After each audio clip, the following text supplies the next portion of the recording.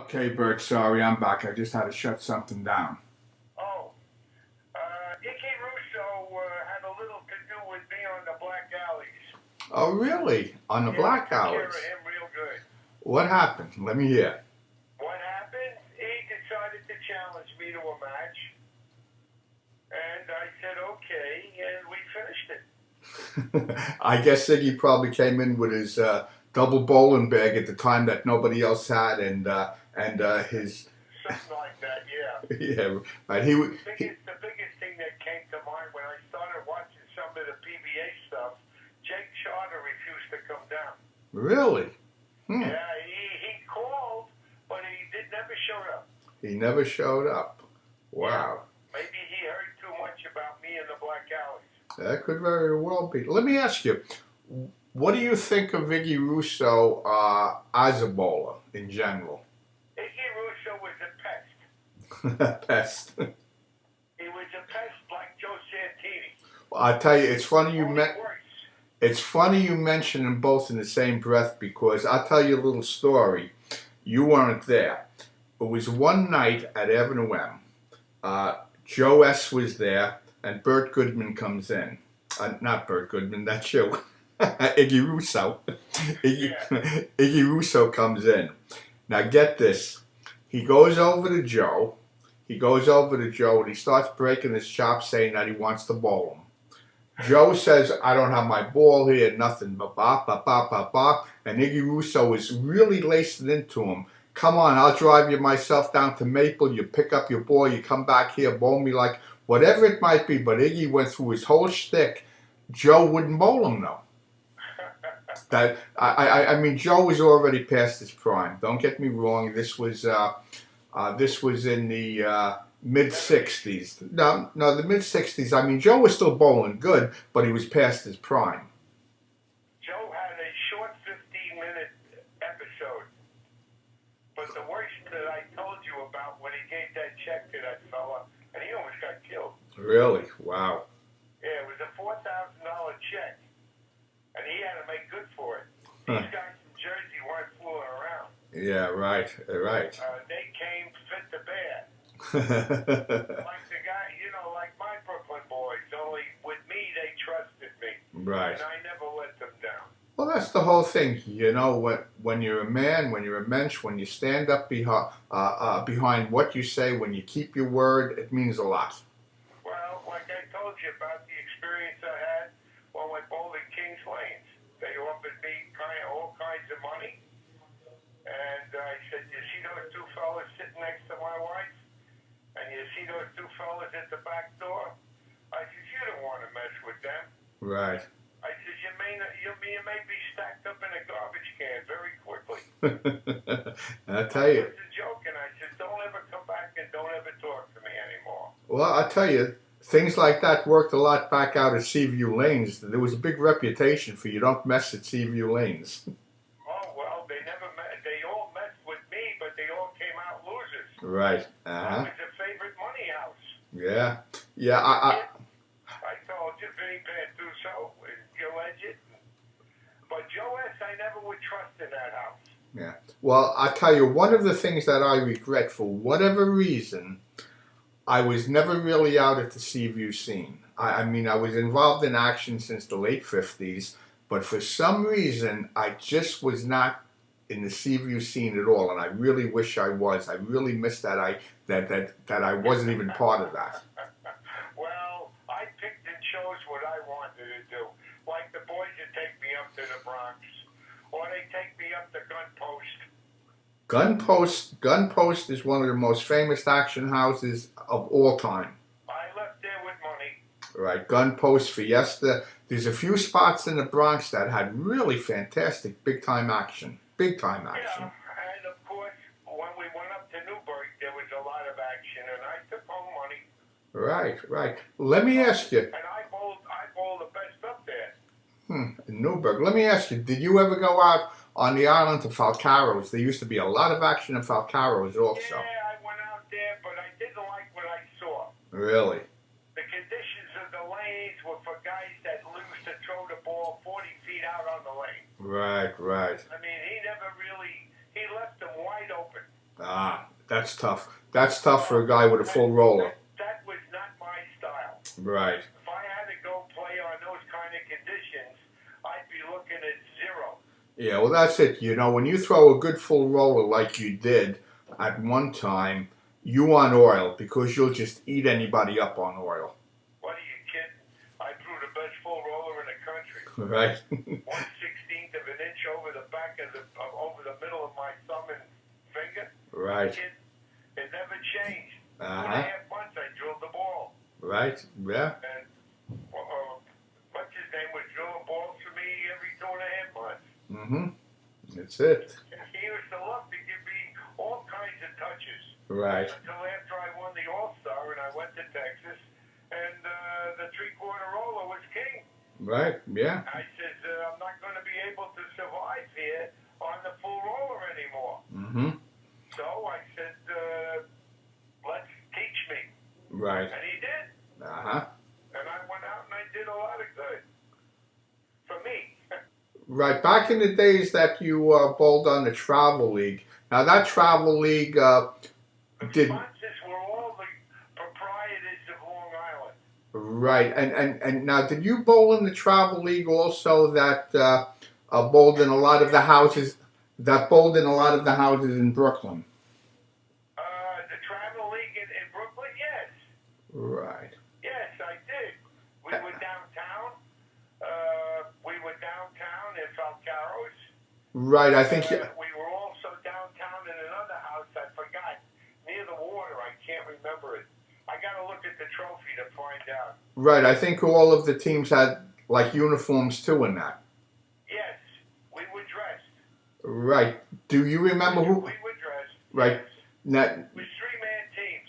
right now, that Travel League, was that just in Brooklyn or was it beyond Brooklyn? No, that was just Brooklyn. And do you remember who was on your team? Oh, I can't remember. Oh, that's going back a long time. Yeah, right, sure. Oh, no, I know I bowled with Fats and Deacon. That's something. Reminder. That's something I wanted to ask you about. I bowled with Fats and Deacon. Right, did you ever bowl against them? No. And That's one thing we had a common respect. right, and what did you think of them as action bowlers? Not that good. Mm-hmm. Right. They thought they were good, but they weren't that good. Well, they weren't in your class. Let's put it this way. They were in the No, class below that's you. for damn sure. Right. Right. Now they bowled a lot at Parkway and Old. Parkway, we had the pot games. Right. Right. Also, now did you ever bowl at Old Parkway on 86th Street? That's downstairs. Downstairs, right. No, I don't recall ever going in there. Okay. And what about To be Frankie? honest with you, I didn't go in there. And what about Frankie and Johnny's on 86th Street? Around the corner, Uh, 18th Avenue. Frankie and Johnny's was on, I believe, 15th Avenue and 86th. 15th and 86th. Yeah. No, I never got down there, but I bowled in the one in Fort Hamilton. Okay. That was downstairs where I cleaned the house out and they threw me out. Right, Fort Hamilton. The That time I told you about, I lost my paycheck. right. That's the one that was right next to the Fort Way Theater. That's right. Yeah. They called it Fort Way Lanes. Right, right, and that's the house that. Now my mind, you're bringing back the file out of my cabinet. That's right. That's the house that Johnny originally came out of. That's right. I cleaned the house out that Saturday night, Mhm. Saturday afternoon. Right, and But we used to have a lot of fun in Elmwood. Elmwood. That was the first town. No, Glenwood was the one we had no, I managed Elmwood. I always get them mixed up. Glenwood was the one where they had the first machines. Right. And I used to do very well in there in the pot games. Mm-hmm. But like I said, I started in college and it just blew up in front of me. Right. Right. What did you think of Mark Roth? I helped him. Really? Uh-huh. I helped him. But Mark wouldn't bowl me and I wouldn't bowl him for only one particular reason. The two heaps didn't have to get into trouble. Right. Uh-huh. You understand? Yeah, absolutely. Then it would be a non-romance. We couldn't dance together. Right, right. And he was a youngster, and I was already into it. Yeah, well, he definitely. When I retired or practically was only on the what do you call it, the county tournaments.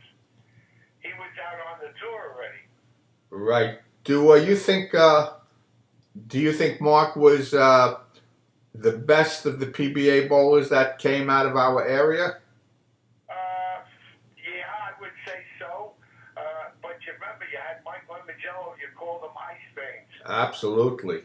I mean, I told you the story, but I don't want it printed. right. I mean, personally, well, you can't measure the two because they're from actually two different eras. But I don't think Mark. My era. Right. I don't think Mark Roth could have stood up to Mike Lemongello in action matches if they were both in their prime. Well, yeah. But let me just say this. Mike had a respect for me, and the guys in the PBA didn't want to mess with me. Right. I told you the story in Madison Square Garden where I picked up a check for $500. They said, "What the hell are you doing here? Why aren't you at work?" Right. I said, "This is work." Uh-huh. I said, "What do you think? You're the only one's going to make money?" Right. Mm-hmm. I said, "That 500 is going to my kids." Right. Uh-huh. I mean, remarks like that. But I told you what happened with Dick Batista. What happened again? That after he got the heart transplant, he tried to take advantage of me with words. Right. And I just turned around and I said, "You're as healthy as a pig." Right. I Uh-huh. said, "You don't talk to me that way." I wasn't messing around with him. Yeah. And the guys were saying, "Hey, Bert, listen, the guy's got a heart condition." I says, "He takes advantage of what he does." Right. And unfortunately, he killed himself falling off that damn rack. He was sitting up on the stands, the upper stands. Right. He tripped and fell, and he was dead. Uh-huh. Yeah, well, hey. I remember that part. Right. And I didn't wish it on him either. Right. Exactly. Sure. I'm sure you didn't. I'm sure you didn't. Did you ever have anything to do with Charlie Fano? Charlie Fano, I knew of him, but he never messed with me. Right. A lot of guys didn't want to even get involved with me. Yeah. Oh. I wasn't. You see, once I got into the situation where I got above and beyond all these other guys. Right. And my stature, there was no more matches. Right. Uh-huh. They kind of left me to the leagues. I bowled 4 leagues. I pulled up the trophies and all the other stuff. Right. And I did well on the tour when I did. And of course the regionals and whatnot. And when it came to quit, I quit. Yeah. Well, you But stepped. there were a lot of guys that I did bowl. Right. But you can't remember them all. Yeah. Some of these guys came out of the woodwork. I never heard of them. Right. Do you know anything about Bob Perry? Perry from Jersey. Bob Perry. Right. Bob Perry, yes. He was a good bowler. Yeah. Right. This guy here. Right. He's the one who went through a terrible life because of the car accidents. He was crippled. He was this. He was that. And he became a junkie. And then he won the high roller a few times after he went through all of this. Yeah, I know. Bob Perry was a good bowler. And he had a backer in Jersey. Right. He had. Now you're opening up my mind a little more. Right. Bob Perry had the boys behind him. See, that's why I said, you talk to me and my memory bank will come out. If it's there. Because, bowling so much. Hey, remember, I don't think any bowler ever bowled 200 games a week. Right. No, I doubt it. And that was one in my prime when I counted action. Hey, it was nothing for me to bowl 10 games in one night. Right. You know what I mean? And plus the league, 3. Right. So these things were my forte. That's it. Absolutely, they were. And there was a lot of other guys that I just can't remember. I know what happened with a couple of the kids I told you while I was practicing in Rainbow. Right. They just refused to. They kept pushing me. Right. I said, "Okay, you push for the 100, you lose your 100." Right. That's it. Mm-hmm. and 12. I know every groove, every slot, every piece of dirt that was on those lanes. Right. Uh-huh. If there were, and I made the conditions for what I thought we were going to come up against. Right. And lo and behold, I pretty much guessed what was going on. Mm-hmm. And Bobby Simonelli would set them up for me, and I practiced. Did Bobby... I do that in the afternoon. Right. Did Bobby ever bowl any real action? I know he bowled in a lot of the big leagues, but did he ever bowl any real action? Because I know Bobby, but I never remember watching him bowl in action. No, Bobby wasn't. He wanted to be an owner. Right. He became an owner. And as an owner, you don't bowl Right. that way. Right. His son bowled a lot of action and still does. Yeah, he was on TV recently. Oh, really? Yeah, I happened to catch him one Sunday, if that's the same Simonelli. Yeah. Well, I have some. Yeah. Well, I have some tapes of him out at Deer Park. There's very little video about action bowling, but I got it when we sponsored an action day at Deer Park. I got to send you the links, or if you go to actionbowlers.com. I saw you were talking about that. Right. With some of the local fellas. Yeah, right. Well, of course, I don't know. Right. I did a really great interview that day with Bill Daly. Yeah. Yeah, right. Because Bill Daly came later than me. right, Bill Daly, I bowled out at Kuskies in 1976, and I tore him apart. Kuskies was a favorite house of mine. Really? I used to rip the daylights out of everybody from Long Island.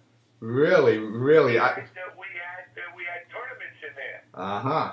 Yeah, well, Kuskies, after the major league on Thursday nights, would have a lot of action. I bowled him out there one night. I beat him 3 games, and we tied one. I took him for about $6,000-7,000, and then he wanted me to bill. Then he wanted me to bowl against Jeff Kidder, who was there with him, and I told him where to go. I'm not bowling Jeff Kidder. Jeff Kidder would never even try to want to challenge me. Really? Dare he not? Uh-huh. I won a couple of his friends. If you start with me, it'll end here. Right. And he won't bowl again. Because after I threw that 300 against Joe Santini, he went in the tubes. Really? Well, it was the only 300 that was ever shot in the house. Right. Yeah.